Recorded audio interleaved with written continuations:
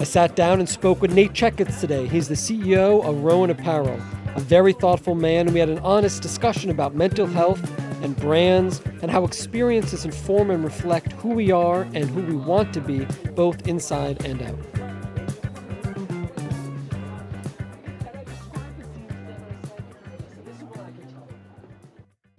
You never know. You do everything you can and still can all go wrong. Totally. I said, but when I walk down in the morning and I see that, I am very grateful. And I feel like if I stop being grateful, something will go wrong. Yeah. You know, yeah. So I don't know how to action that for you. Yeah. Other than, you know, when you've done it and you've seen the success and the failures, there's a different thing where you're sort of like, thank you. And, yeah, you know, there's an element of every entrepreneur that I think if they're honest with themselves, you know, they're just like terrified that it could all come crashing down because you realize how fragile it is. Like, you know, one bad hire or one, you know, like, and, you know, president waking up and deciding to tariff the entire world. Right.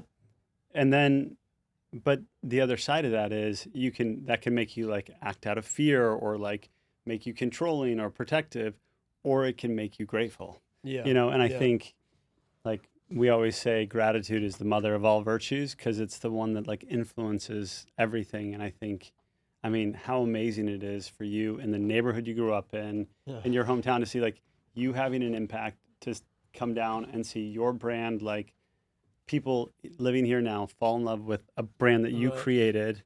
Well, you must be experiencing some of the same thing. Yeah, you know? it is. It's like, for me, when I go to a gym, you know, near where I live, and I see like a bunch of people wearing our product that I don't know, you know, like the first time I saw, I remember I was driving in New York. We were actually going to a Yankees game, and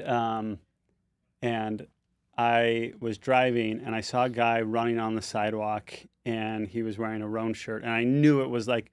It wasn't like, oh, is that? I like knew it was one of ours immediately, and I nearly crashed. I was so pumped just to see that like somebody I had no connection with decided to spend their hard-earned money on a product that we had created. And if you're not an entrepreneur, like you can't fully understand how amazing that feels. I mean, you know how, in a way, how difficult that is. It is, yeah. You got that person in their life of decisions and the infinite amount of brands. Yeah. I mean, totally. It's no joke. And then, like, again, people say this to me, like, you must get tired of people telling you that they love your product. I'm like, literally never could that. I don't think that's ever going to happen. Right.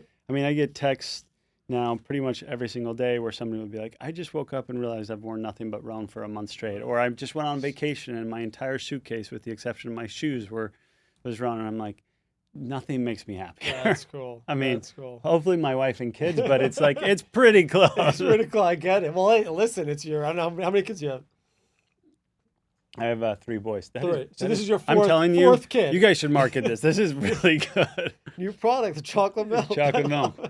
The recovery drink. I've had that with, obviously on a much smaller scale, but, you know, I've been in random places where I'll be on vacation. Somebody from the city will know about Laughing Man. I'm like, that's incredible. Yeah. And I'll see them with the hat. I'm like, that's bizarre. Yeah. That's bizarre. So I get that.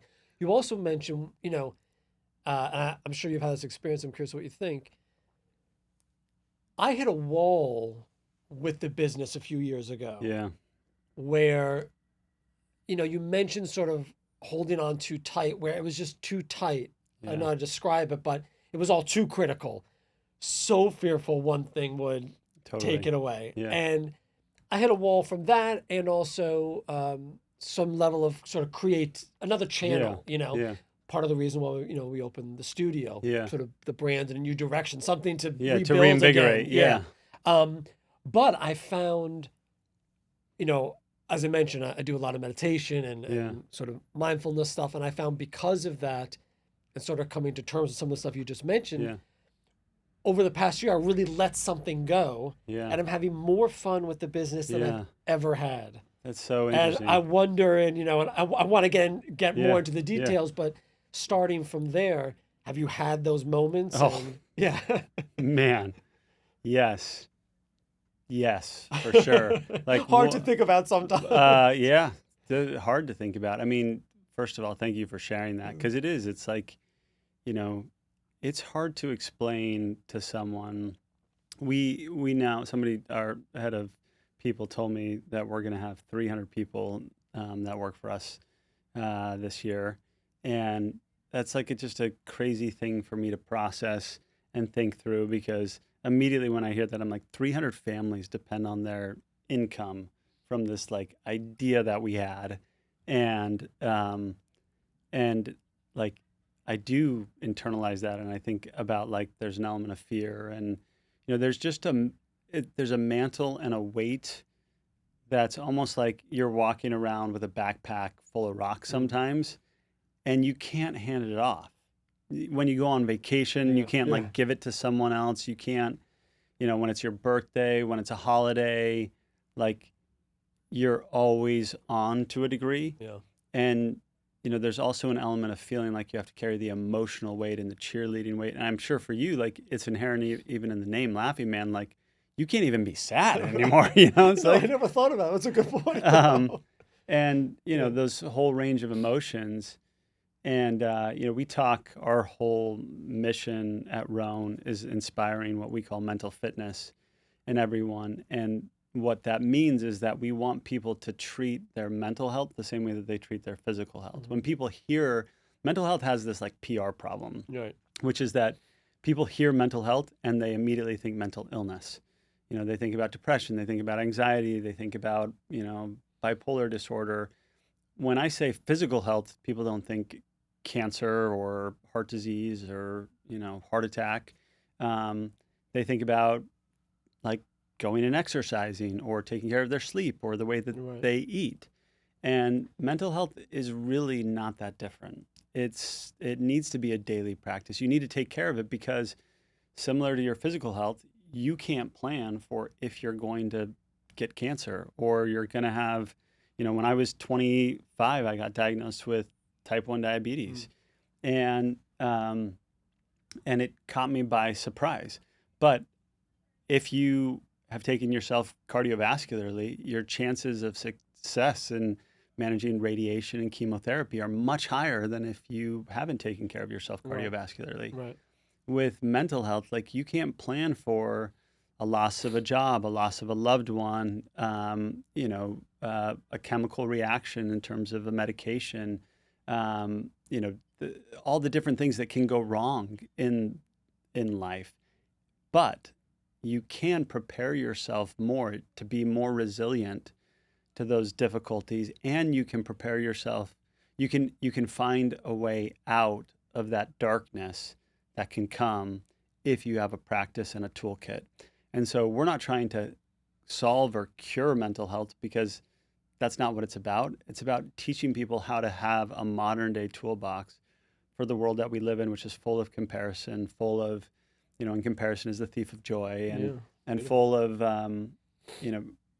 full of modern day challenges and struggles. In many ways, if you compare our society to every society that's come before, we are the luckiest, we have heating and air conditioning. We have hot showers. You walk into I just got chocolate milk on ice. It's like milk. there's just we are so lucky, but are people happier now today than they were 200 years ago? That's the ultimate paradox. No, because we spend so much of our time in comparison, and so I think that trying to build modern day mental fitness tools for people is what I'm like. That gets me out of bed in the morning. That's what gets me most excited.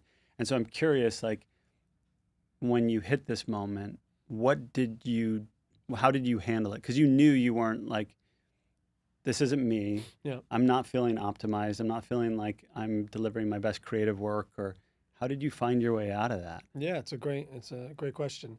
The first thing was, I think, getting to a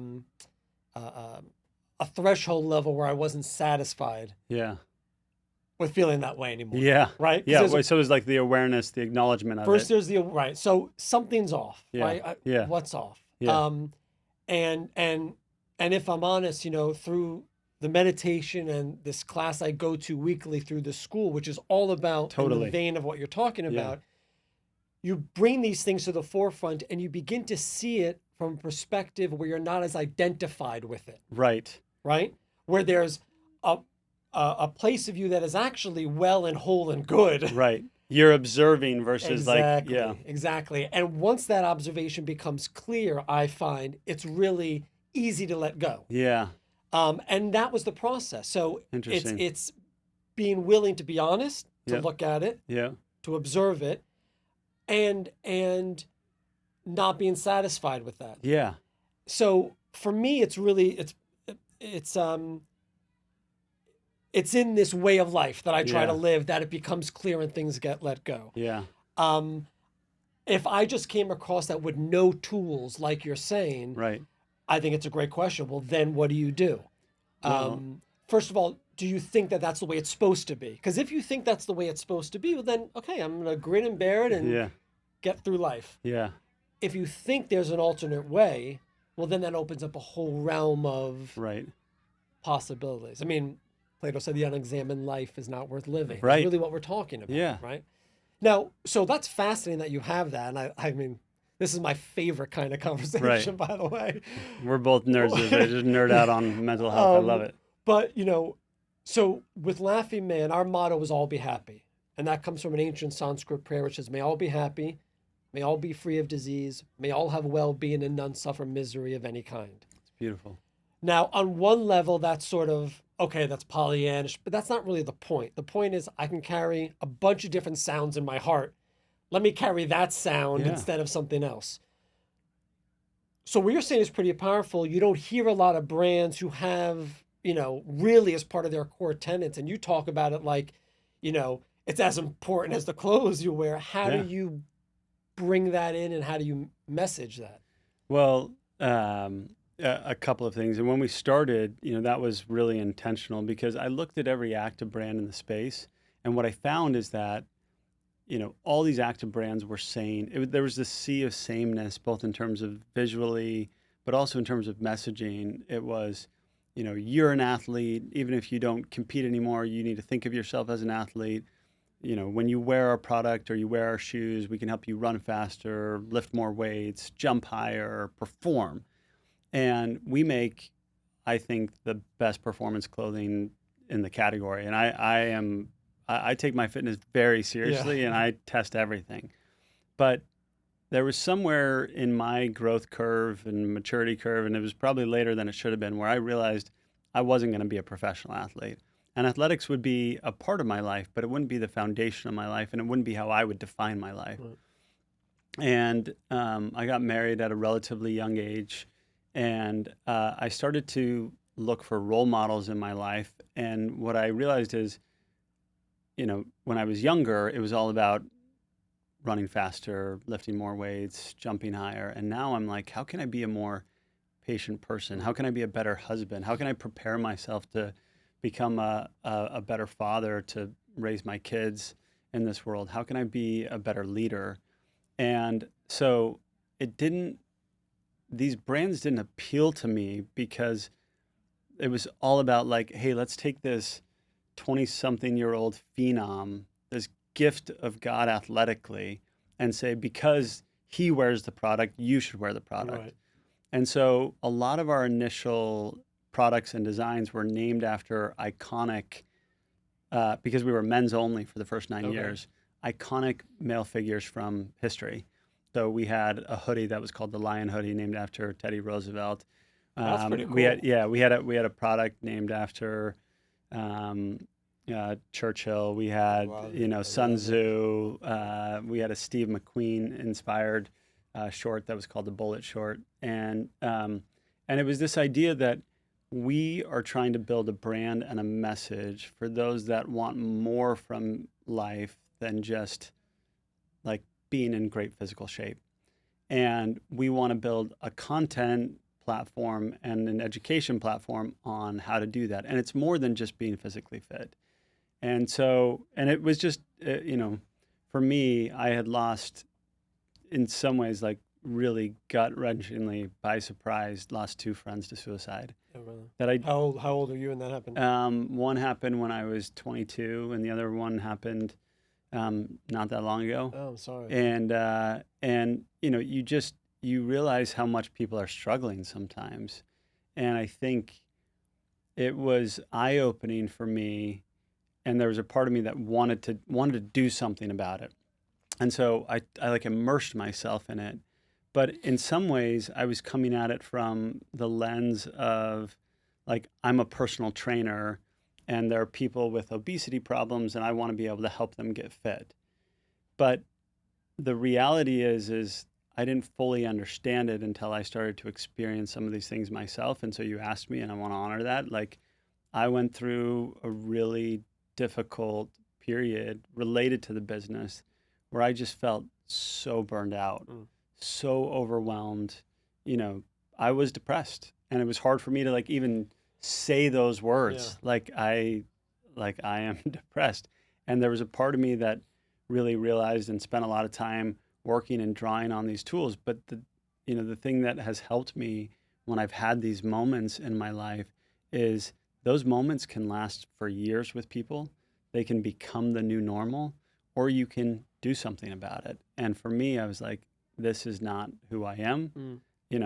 I might feel depressed, but I am not depressed. It's not who I am. Yeah. And so there's a separation of a level of observance and then taking tactical actions to try and, manage through that, and we've built this platform that we call the 12 Pursuits, which are 12 fundamental building blocks for performance and health and wellness that are at the intersection of physical and mental fitness. And so there are things like sleep, nutrition, breath work, movement, but then there's also things like service, gratitude, social connectivity, learning, and foundational building blocks and principles that when practiced with regularity can really help you through these challenging moments. What you describe of saying that's not me. That's not a common concept, right? That's something so where does that come from? You must have a foundation in beginning to look at things this way. Where did that influence come from? I mean, I give a lot of credit to my older brother, Spencer, who's just an amazing person. But when I was very young, he gave me a book called The Four Agreements. Yeah. And, he's just very thoughtful about mindfulness and observing our thoughts, that like you are not your thoughts. Right. And like you can try and take back and observe. And it was so interesting because, what do you say to yourself when you're alone and nobody else is talking? Like, what are the words that you are saying to yourself? Words have power. Our thoughts do have power. And so he was really influential in helping me kind of think through and understand some of that. And it's a process. Yeah. We call these 12 principles that I talked about, we call them the 12 pursuits. Okay. Because they are lifelong pursuits. You don't ever wake up and you're like, you know what? I figured out sleep. Sleep is, I got it, right. Or patience. I figured out patience. Yeah. I'm done. Yeah. I crossed the finish line. Right. And so, and as humans, we're naturally wired to pursue like quick fixes, to try and find like, and the reality is that if people would just practice these things, it would solve 80% of most of these challenges. But it's like, what's the diet? I need to go on keto, or I need to, like, what's the new training regimen? I hear kettlebells are big right now. And it's, like, actually, if you could build a consistent practice of moving for 30 minutes a day, it could be walking, it could be jogging.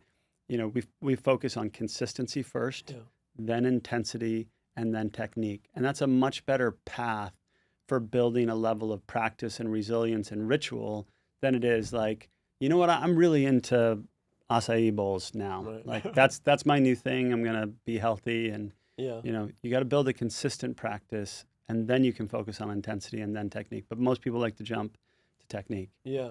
I mean, even when you asked me before, and I said, been doing something like this for 35 years, which doesn't make me a master at all, but there's something in that staying with it, that when these things come up, there's just a different reaction to it. So powerful. And it's right. Nobody would say, if I want to play piano, that you don't have to practice. If you want to have compassion, if you want to have patience, courage. You got to practice. Yeah, It's a great point. all you know? three of my boys are taking piano, and they laugh because they could give the speech to Right. anyone at this point, because I've had it so many times with them. I'm like, you can't be great at anything Yeah. until you put it into a practice.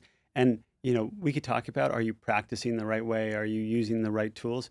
But just first establish a routine of every day, no matter what, you're going to spend 20 minutes on this thing. Right. And if you do that, and after you've created that habit, then we can focus on, do you have the right tools? Do you have the, and I believe in it as a strategy. Yeah. I'm going with my son with sports. So, and he plays piano too. He practices a little bit, but it's not like he has a passion for it. So Yeah. I don't drive him into it. I course, practice yeah. whatever the teacher needs to. But he is really into basketball right now. Yeah. Great. Is he a Knicks fan? We got a big game tonight. He's a Knicks fan. Well, Good. he watched it with me last Yeah, night. yeah. He's a big Suns fan because he loves Booker. Okay. All right. But Respect. it's a Knicks family now. Yeah, yeah. So it was a great game. But again, just trying to instill that lesson, the idea is not to be great now. Just keep with it. Put Yeah. in the work. He wasn't getting the ball passed to him, right? Right. He went to I said, so go ask the coach. Why Yeah. not? And the coach Yeah. told him, because you're not shooting great. Yeah. Hard to hear, right? Right. But that's okay. Yeah. It's not about now. It's Yeah. it's going to come. Prepare for it. Yeah, You know? it's so important. My son is a soccer player, and he started the season and he wasn't starting, and he was so frustrated by it. And the conversation we had is, and I think a lot of parents today, like, I loved what you said about your son went and talked to the coach, because a lot of parents, like, they go and try and solve this problem for their kids. But I'm such a believer that, like, they need to own that process. Yeah. So we sat down and we talked it through. It's like, the question you could ask the coach is, what do you need to see in me for me to be a starter? That's the exact same Yeah. language. Yes. And so the coach had some Yeah. like really tactical, helpful feedback. Yeah. And he earned his way into a starting position, and he ended up having like an amazing season. But it does two things. One, it helps the coach know you're driven, that you're willing to do the work, and you're willing to take the feedback. And then when you hear whatever he tells you, Yeah. you got to be willing to like double down and do the work. That's it. And That's I think there's something so lost in the idea of consistency. Doing 35 years of anything, puts you in an elite level that most people just aren't willing to give that. And I owe a lot to that. My parents introduced me to it. Yeah. They were into it. Actually, our whole family. It's just a way of life. It's Yeah. like sipping water. Totally. It's just Yeah. sipping. You stay hydrated Yeah. on something good. So going a little back to growing up, a Sure. little roots, a little Yeah. that. Tell me a little bit about the Yeah. growing up in the family. Yeah, I was really blessed. I won the parental lottery. I have two amazing parents. They're still alive, still married. Yeah. How many years? Let's see, they're married in 1977. So what is that? 46? 40s, yeah. Yeah, Nice. 46. I should know that because June 2nd is their anniversary. It's coming up. 77 was when I was born. Okay. Yeah, you were on that quick. I was like, man, a math wizard here. I actually think it's 47, if I'm being honest. I Yeah, think it's there you go. 47. Okay. Although I'd love to pick up a year. Yeah. So, anyways, they were just amazing parents, and I'm one of 6 kids, Okay. middle of the pack. Boston? Where'd you guys grow up? In Connecticut. In Connecticut, okay. Yeah, Oh, Derry, right, mostly in Okay, Connecticut. I saw your dad had an early job at Boston, right? He was. So I thought maybe he was from there. Yeah, I was born in Boston. Okay. He started his career at Bain Consulting. Yeah, okay. And then when he was 27, he got this really unique opportunity to go be the general manager of the I read Utah that. Jazz. I actually read it a couple of times. Like, is this a typo? I mean, that's insane. Yeah, I think I haven't like checked, but he's the youngest general manager in NBA history. Yeah. And so we grew up in and around professional sports. Yeah. And then when I was 7, we moved to Connecticut because he took a job with the NBA at first, and then eventually went to the Garden and ran the Knicks and the Rangers. And it was a choice childhood. Like I owe everything to my parents. Yeah. And he was amazingly successful in his role, and from a media perspective, a lot of people in my town, my teachers knew who he was. I used to get ribbed at school all the time if the Knicks lost in the playoffs. It was like my worst day at school because the teachers would give me grief. So you're gonna call all those people now? Yeah, no, yeah. I mean, it's he left in No, I 2001, know. and I think in the last 24 years they've been in the playoffs like 3 or 4 times. So it hasn't been that I haven't had much to talk about. But yeah, but my mom is just his equal in every way, Yeah. and just so great. And I don't. Did she work at all? She didn't. She Yeah. was When I say fully work, she took focused care on. of the house. Yeah, And she the was kids fully and the family. Yeah, focused on family, Yeah. and yeah. The thing that I think I look back now on is I didn't realize that it was different or unique, like because my parents kept such a normal household, and they were just so focused on raising good, contributing members of Yeah. society as Yeah. much as possible, and so yeah, I was a middle child. I was definitely fit all the descriptions of middle children, Right. adaptable and like tried not to make problems, and but I'm very very close with all of my siblings, and yeah, it was a great way to grow up. Now, just going back to your dad, because my father's a huge influence on my life, Yeah, for professional, personal, spiritual growth, yeah, everything. I yeah. assume it's the same sort of relationship. How was that informed, either growing up and what you wanted to do or Yeah. even, now? It's funny because I have 3 brothers, and all of them wanted to work in professional sports. Okay. And my oldest brother's a professional sports show radio host, #1 rated show in the state of Utah. And then my younger brother went and worked at ESPN, and my other brother went and worked at IMG college, and I went and started a tech company. Got it. And I just, it was funny. Like I love sports. I was, I'm certainly a fan, but I never thought that I would work in sports. And then this tech company that I built, we ended up selling to the San Francisco 49ers.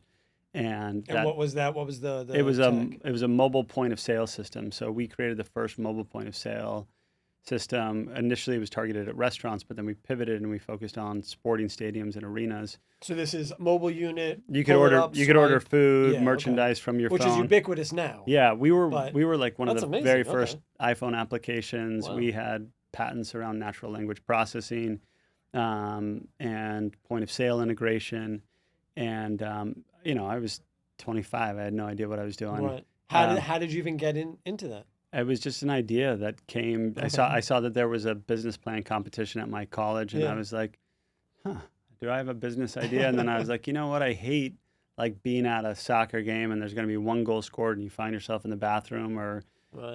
trying to Cool. get food, and feels like we could solve this with technology." And we started with all text-based, and we raised a little bit of venture capital. And, in many ways, it was such a learning experience, kind of 3-4 years of like developing a team, raising capital, building it up. And, it wasn't like a huge financial windfall when we sold it. We had just, it was kind of like, hey, you need so much more capital to Right, solve this right. problem than we're prepared to raise. But yeah, we were so early on that, like That's what great. is now Grubhub and all these Absolutely. services. That's cool. Wow. And it was a great experience. But to answer your question, my dad has been a life mentor to me in ways that if you don't have that, you can't fully appreciate. But he's the first call. Even though he has 6 kids, he and I talk pretty much daily. Yeah. And he's so much more than what his business success has been. He was a father first. He's my spiritual leader in so many ways. And the way he treats my mom, the way he treats other people, I'll never forget being at the Garden one time, and everyone from, he's the president of Madison Square Garden, but he knows the names of the security guards. He knows the names of the people, Yeah. cleaning the facilities. Like he really did care, and it wasn't for show. Like he legitimately, like nobody would be there. No doubt. Yeah. Nobody would be in the building but us, and we'd be walking through, and these guys would the way they looked at him taught me so much about the way you treat people, that everybody matters. It doesn't matter where you are in like the rank. Yeah.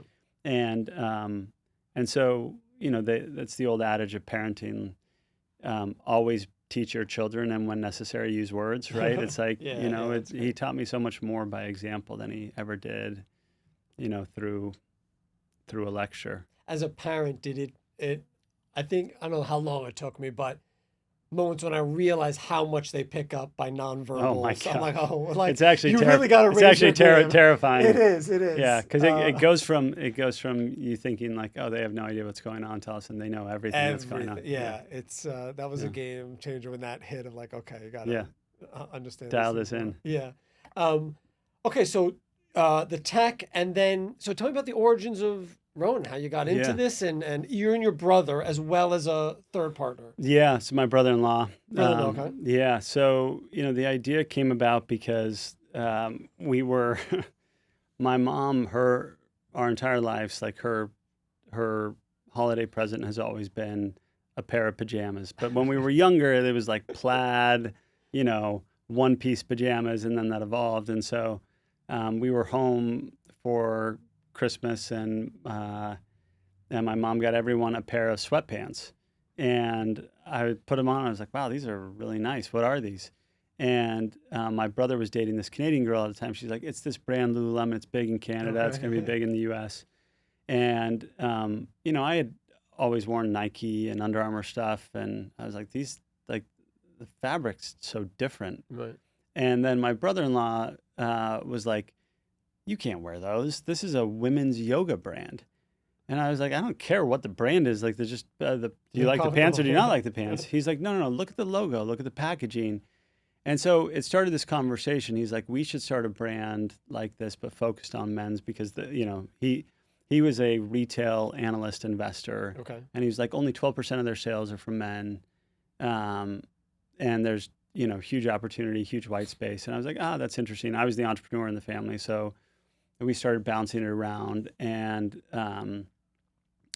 he was so passionate about it. I was like, I can spend some time with him. But there was nothing about it. I wasn't a clothing guy. Right. Like clothing wasn't big for me. It's still, it's kind of funny to admit, it's not something that like really, You're not a clothes horse drives me, right. From a fashion perspective. But what I started to become really drawn to was this idea that you could build a brand for impact. You could build a brand with a mission. You could build a brand that, has the ability to do good. And brands matter in the world. Whether or not we like to admit it. What you wear, what you drink, it says something about you. Yeah. And people are buying it for that reason. They know what it says. There's an emotional connection to it. And again, I was kind of going through, just processing and thinking through a lot of my life. And I remember I was going into work, and I was taking Metro North train, and I sat down there. This is after I'd sold my first company. Funny enough, I ended up working at the NFL, even though I never thought I would, after I sold the business to the 49ers. While you were building Rhone, you were at the NFL? Yeah. Got it, okay. And I was on the train, and I was like, I want to build a brand that matters. I want to build a brand that will make a difference in my journal. And so as I was talking to my brother-in-law about this, I was like, look, I think this is interesting, but I think it's only interesting if the brand has a focus, has a mission, has a purpose. And I had just read this article about how men's mental health was becoming, was like at an all-time crisis, and the rates of, some of the challenges. And I was like, I'm really passionate about this. And I think we can put a level of focus and positivity and effort and energy into this idea of teaching people to be aware that this is something that they should focus on, and create community that, really endorses that. And it's funny, we just had a meeting with Google this last week, and we've been doing this for 11 years now. And they said, we looked at Rhone versus all the competition in the market, and Rhone is twice as likely to be associated with the word community as any other brand in the space. And that was like such a powerful moment for me, because that's what we've worked on, is building a community of customers that believe in supporting each other. Our mark, which we call the Captain Stitch, comes from this parable of three brothers who are quarreling, and the dad comes in and basically teaches them that if they rely on each other, they're stronger as one unit as they, versus separated. Yeah.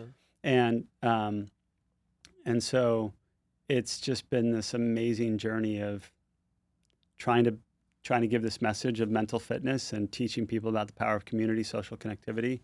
And like I say, we're 11 years in, and in some ways it feels still like we're just getting started. That's incredible. Yeah. I read one thing, which I love this analogy used, as you can talk more about it, is the turkey leg or the Thanksgiving, which whenever I was like, this is such a great example, and it has to do with coming into an industry you don't know about, Totally, and how powerful that is. Yeah.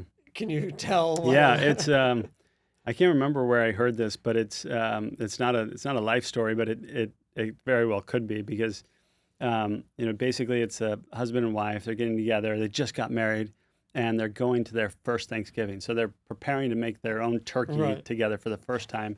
Neither of them had ever made a turkey themselves. It was always their parents. And as they get the turkey ready, the wife says to the husband, "Hey, we need to take the turkey legs off before we put it in the oven." And the husband's like, "What are you talking about? I've seen turkeys with the turkey legs attached like that. You don't take the turkey legs off." And she's like, No. My mom always did it growing up. I think it helps you cook the turkey more evenly or something. And he's like, "I don't want to take the turkey legs off. Let's call your mom and ask her." So they call the mom, and the mom's like, "Oh yeah, no, that's how I would put the stuffing in the turkey. And you're right, it does cook it more evenly. And my mom always did it." And so the husband's like, "We got to solve this." So he sounds like an entrepreneur, by the way. I don't know if this is a real story, but they call grandma. Thankfully, she's still alive. And they're like, "Hey, grandma, we're making our first turkey, and we know you always took the turkey legs off." And she's like, "Oh yeah, I always took the turkey legs off because my oven's too small and the turkey would never fit in otherwise." And I think it's like a powerful reminder that in every industry, in every business, in every family, things get started for a very rational reason, but that reason then becomes less, necessary over time, but people don't adapt. Yeah. I see this in our business all the time. I use this story when we hire new people, because I'm like, That's great. you're going to come in and you're going to find some turkey legs that we probably put it in place for a very good reason, and that reason's no longer valid. Yeah. And so I want you to challenge us. I want you to ask questions. Why do you do that? Why is that? And in some cases, we might have very good answers for those things. And in other cases, it's like, oh, you're right. We don't need to do that anymore. We could do it in a better way. And I think I've always been wired a little bit like that, asking, why is it done that way? Could we do it differently? Could we do it better? Yeah. I think that's a lesson I've had to learn, which is basically just challenging assumptions. Yeah. And also, I think taking experts with a grain of salt. I've had in so many points where you just ask a question, you're like, there's no real, you don't really know what you're saying. You're saying this thing, but we can get below the surface a little bit and there's not going to be much there. And more and more, I'm like, how can that be?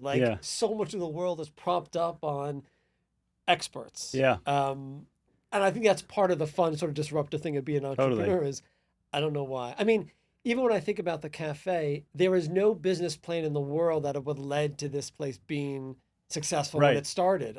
If there had been a clear roadmap, everybody would do it. We didn't have a menu. It was the Wild West when we began. It was just almost like pure goodwill and heart, you know? So I don't know. And I tell people when I talk, listen, the business plan, there's some value to it, but man, the business plan is when you get started. Yeah. And you see what's happening. Or you're raising capital and then you actually have to, it hits the pavement. Exactly. No, so that idea of sort of disrupting and challenging is huge. So in the clothing industry and with your thing in particular, were there certain things where you guys felt you really did sort of revolutionize something? Totally. I mean, one of the things that we brought to the market really quickly is an anti-odor technology that we still use, that we have some protection on. But, almost all anti-odor tech is a topical-based spray that uses very similar chemicals as pesticides. And there's two problems with this, because as that wears off the garment, it's going into two places. It's going into your wash and it's going into your skin, which is the largest organ that you have. So it's not good for you. And the other thing is the garment becomes less and less effective at fighting odor, bacteria creating odor.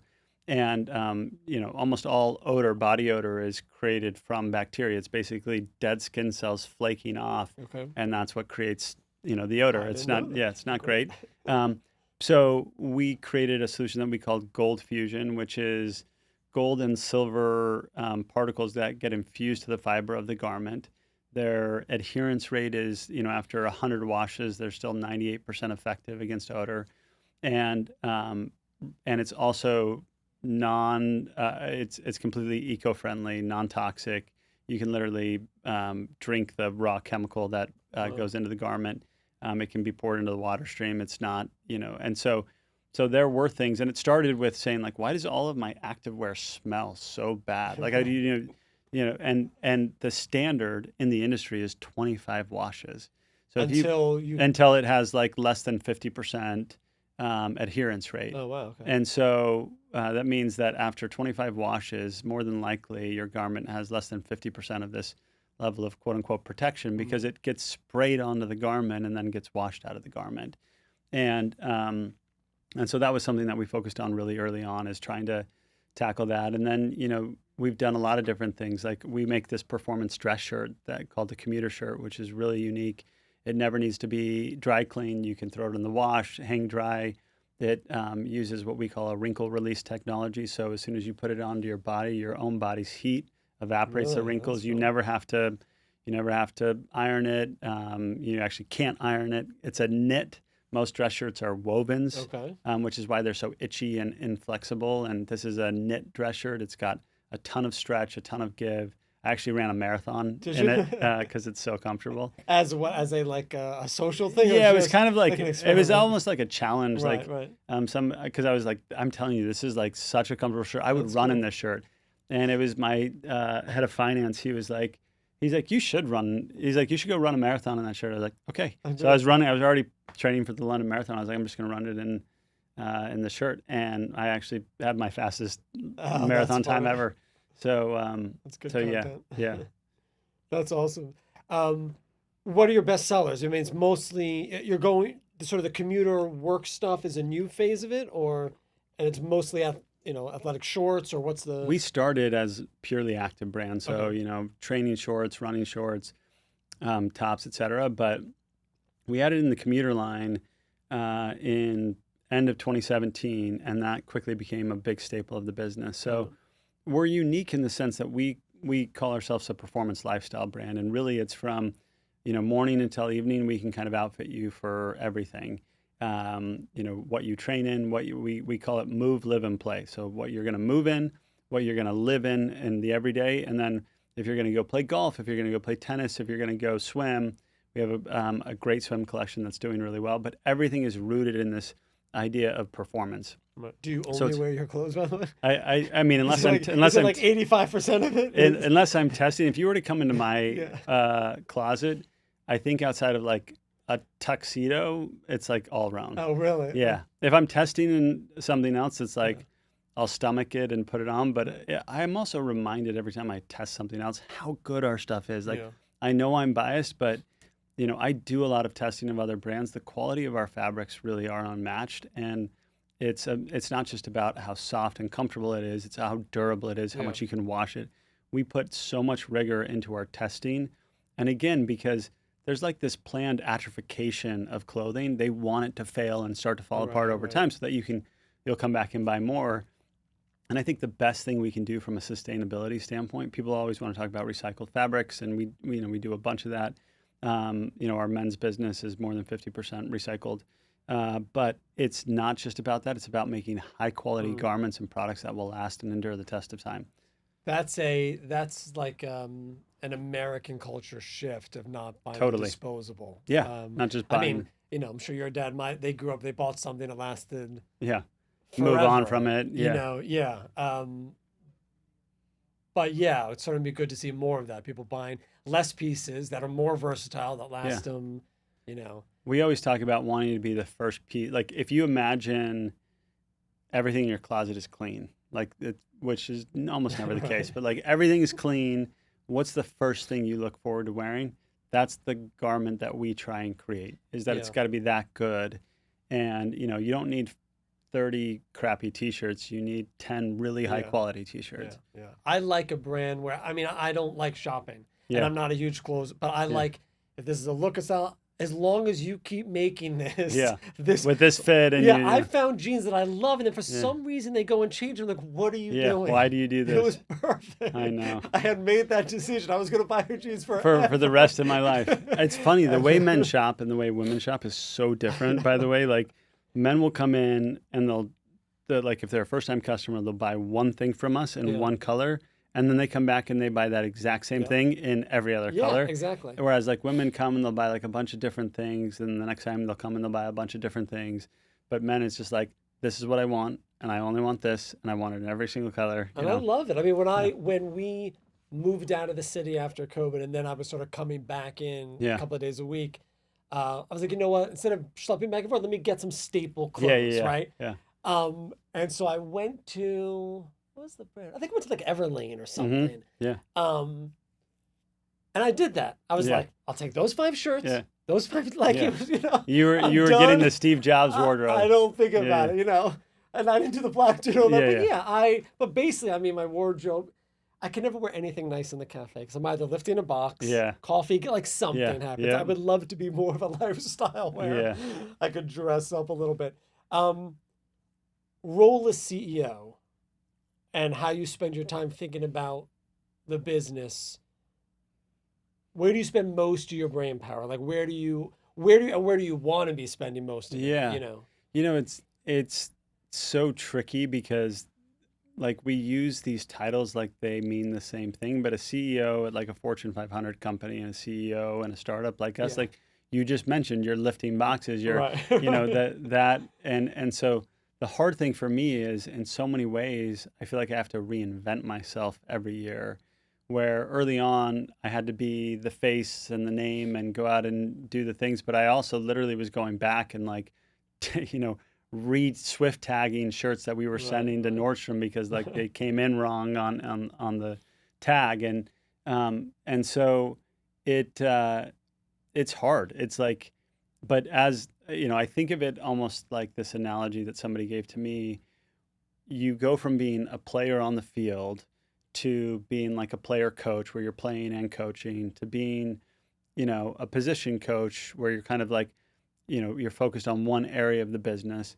And then you become a head coach, and your main job as a head coach is to get the best coaches on the team Right, to right. coach the entire team.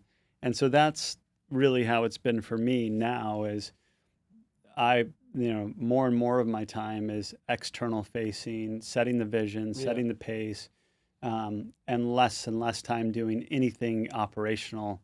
I joke with our dev team, who runs the website. I'm like, I did the initial coding on the site. Like it was me. I coded it with this woman from Pakistan that I found on the internet for Right. $15 an hour.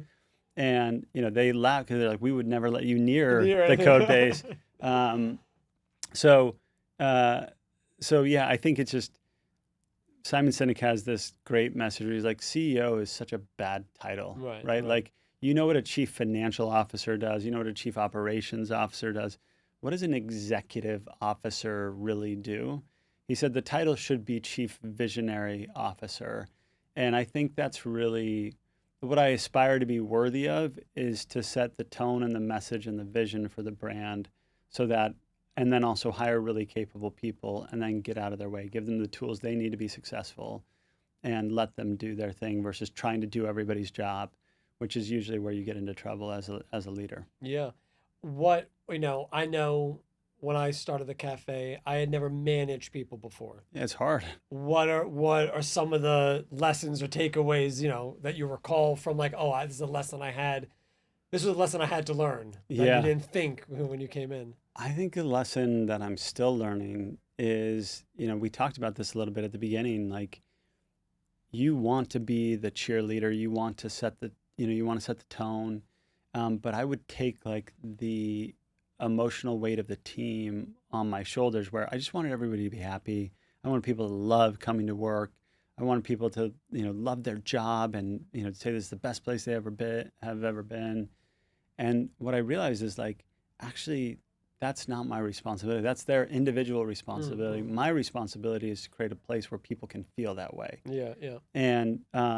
And so I think that's been such an evolution for me as a leader, is learning how to, love myself, be enough for myself, Right. and then create an environment where other people can also feel that, and and then giving them the necessary tools, and also not trying to solve all the problems. Yeah, yeah. Like that's what it's if somebody brings you a challenge and they're like, I don't know how to do this. It's kind of like the expert thing. I remember being in a car driving from the city, and I can't remember where I was, but I was like, what's that monument over there? And he's like, oh, it's related to this, this, and that. And of course, I'm like, I have a phone. I could just look this up. He was dead wrong. Right, Was right. not even like in the ballpark of what we were talking what- about, what it actually was. But, this guy's in the driver's seat, literally. Yeah. And he Said it feels, with a lot of confidence. he said it with so much confidence, and he felt like he needed to have the answer. Yeah, yeah. And I find as a leader, it's such an easy trap to fall into, because they're like, hey, solve this problem for me. And it's like a parent, you're like, oh, I know how to do that. Yeah, yeah. Let me solve this problem, because it feels really good to be the hero, Yeah. right? And in reality, the best thing you can do is say, that is an interesting problem, challenge. How do you think you should solve it? Right. And, how about you think about it and come back with a couple of ideas, and let's talk about those ideas, and maybe we can think of what the right one is. And almost always when they do that, they come up with a better solution than I ever would. Yeah, yeah. And you're also teaching them how to answer those things, versus like, if you try and be everybody's hero, then you're wearing the weight of the world on your shoulders, and that just doesn't work long term Yeah. as the business scales. Also, I tell the staff, you're on the front lines. You know better than me. totally. Like, you can present me an idea and I can sort of theoretically say, Yeah. right, but between the both of us, you know the actual data point. Totally. Yeah. I think it's hard. Yeah, yeah. What's the next phase? Yeah. That's like, it's funny because a lot of people ask that question, and in reality, we did a very interesting It's a thing. stupid question. I don't know. No, it's not a stupid question. It's just a hard question to Yeah, it's a hard answer. question, right? And it, like, I don't want to fall into the same trap that we were just talking about, but like when we started the business, I was very much of this mindset: we're going to go raise a bunch of outside capital, or we're going to grow, and then we're going to sell. That's what you do. Right, That's, right. that was the playbook. And a few years ago, I started to realize, wait a minute, this is such a special company. It's a special brand. We have a very real mission. I could do this for the rest of my life. Why wouldn't I try and put a capital structure in place that would allow me to do that? And of course, when you have private equity backing, that's not their playbook. Their Right. playbook is, 3 to 7 years, Yeah. grow it, build it, sell it. And we were on that path. We had the largest consumer private equity fund backing us. And I went to them and I said, hey, I know this is crazy. Nobody ever does this. But what if I put together an investment vehicle and I gave you guys a good, healthy return for being our partners for the last 4 years? Mm-hmm. But I want to figure out how to run and own and control this business for the next 20. Yeah, yeah. And they were like, nope, we're not doing that at first. Yeah. And then I came back to them. I was like, this is really what I want. Yeah. If not, then we should probably think about selling the business collectively. And they were like, no, we could tell you're serious about it. We were able to work through that. And we put together the structure. I actually called my dad. I was like, hey, you ready to unretire and like come and run investor relations for this new investment vehicle I just promised I was going to go raise? And so now he's on our board, and it's cool. like I get to work with him every day, and it's really a dream come true. He wasn't involved in the business for the first 9 years, and Yeah. and he actually told us it was a terrible idea. It was funny when we started, but now he's in the brand every day, That's loves great. it, and so what's in the next 5 years? Our goal is to continue to grow. Yeah. By the end of this year, we'll have 22 stores. The goal is to continue to grow our store count, to grow online. We launched women's last year. We've got a very broad category definition, but our aim is to do two things: to be the next billion-dollar brand in the U.S. in our category, and then to impact 100 million people in terms of content around mental fitness. So we think we can scale our content impact more than we can scale, faster than we can scale the business impact, but those two things are linked. The content piece is what's that metric by views? Yeah, people it's watching the by videos. by the amount of content, And is that emails. something people subscribe to, or that's just sort of a halo around the brand? It's a halo around the brand. We do a Okay. lot around social content. Right. We've got a big email content platform, and certainly there's an element of marketing, but really it's also our way of just here's who we are as a brand, and we're launching a journal product that we were really excited Nice, about, and nice. so that's a way of just like trying to take our mission and our message and bring it to the rest of the world. Yeah, yeah, that's great. I mean, there's so many similarities between. I think what's important to me as well is, listen, we're a coffee company. yeah. Put our coffee up against anybody. Yeah, But what coffee can do when two people get together over it. Totally. But also, like you said, how do you leave something as a lasting impact right. that is more than the clothes you're going to wear? Yeah, Something that goes into somebody's heart. And the way we talk about it in the cafe is all be happy moments. So yeah, for me, that means creating a situation where somebody feels like they're not alone. yes. They're part of something, whatever that is. By the way, that's like the biggest part of mental health. Yeah, is social exactly. connectivity. Exactly. Yeah. Feeling isolated. I say, no, Yeah. even when somebody from a hospitality standpoint, you walk into a new store, you don't know if those guys are with me yet. I don't know. Yeah, Either we're against each Yeah, other. yeah. I resent you're here, whatever. I'm in a Yeah. bad mood.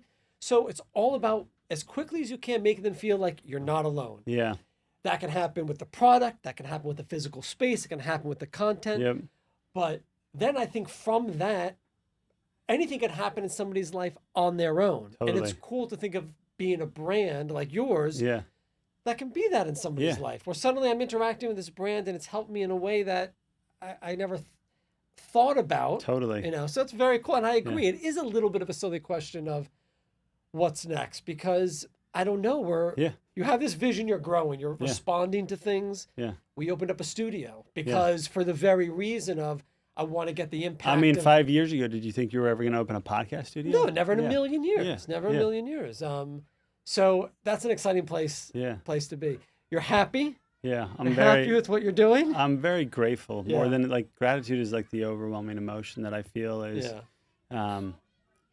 just very fortunate. That's Yeah. great. Yeah. That's great. Oh, it's a great story. It's a great brand. I loved. Again, the conversations that resonate the most with me are, there's the surface things we talk about, but Totally. then there's the soul of why we do it, but also not just to make the business bigger, but I think everything we interact with in life is a vehicle for our own growth. Yes. And I think that's really the point of life. Yeah. Is to You experience do it it. through you, I do it Yeah. through this, you do it with the family, but that's really the heart of Yeah. it. So it's great to sort of resonate Yeah. with you in that level. I love what you're doing. I appreciate it. Yeah. I appreciate it. Thank you, man. Thank It's been you. great. Yeah, it's awesome. Yeah.